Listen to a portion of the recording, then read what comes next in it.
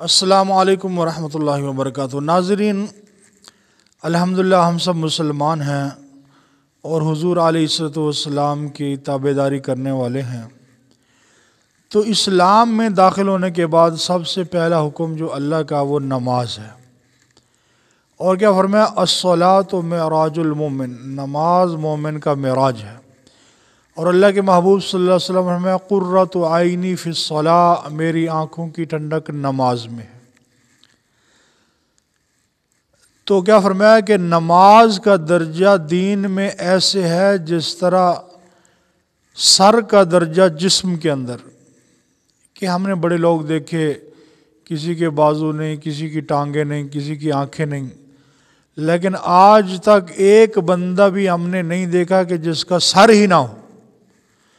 گویا کہ اگر کسی کا سر نہیں ہے تو اس کی زندگی نہیں، وہ ختم ہے۔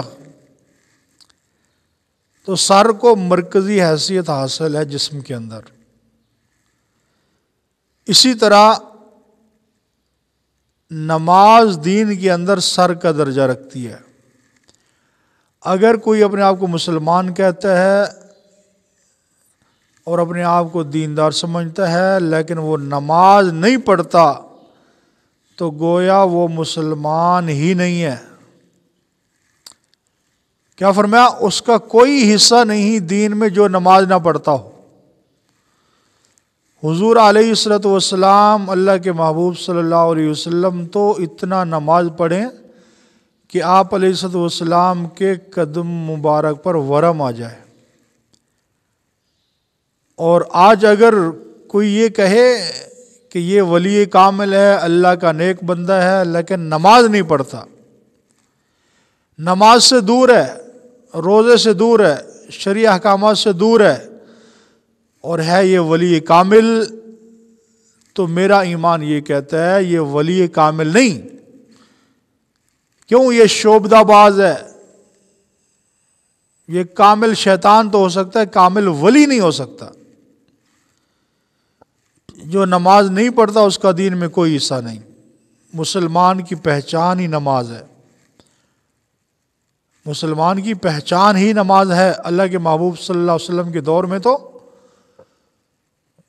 جو آدمی دو آدمیوں کے سہارے گھسیٹتا ہوا مسجد میں آ سکتا تھا اس کو بھی نماز میں کھڑا کر دیا جاتا تھا۔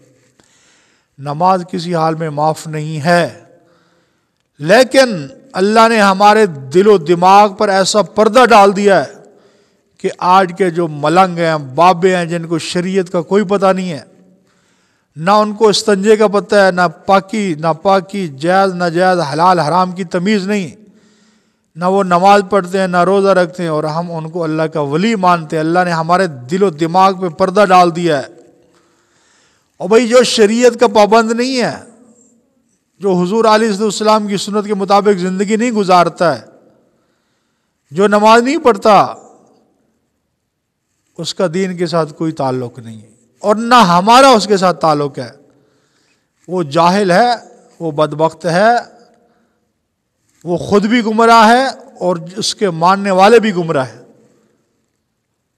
پیر نصیر الدین صاحب بابا فضل شاہ کلیامی کے بارے میں فرما رہے ہیں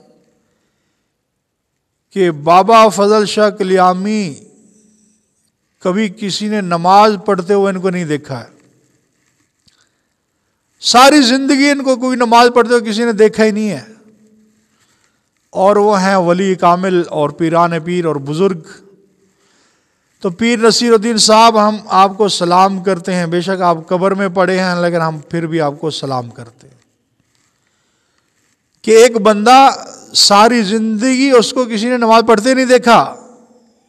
جو نماز مسلمانوں کی علامت نشانی ہے، اور آپ اس کو کہہ رہے ہیں کہ وہ بزرگ ہے، ولی ہے، ولی کامل ہے، آپ کی عظمت کو سلام ہے۔ تو ناظرین سنتے ہیں پیر نصیر الدین صاحب کیا فرما رہے ہیں بابا فضل شاہ کلیامی کے بارے میں۔ تو ناظرین آپ نے سنا کہ خود وہ اس بات کا اقرار کر رہے ہیں کہ انہوں نے کبھی زندگی میں نماز نہیں پڑھی، نہ کسی نے اس کو نماز پڑھتے ہوئے دیکھا ہے۔ تو بھئی جو نماز نہیں پڑھتا ہے اس کا دین میں کوئی حصہ نہیں، ہمارا اس کے ساتھ کوئی تعلق، کوئی لین دین نہیں۔ ہم اس کو شیطان مانتے ہیں، ہم اس کو اللہ کا ولی نہیں مانتے۔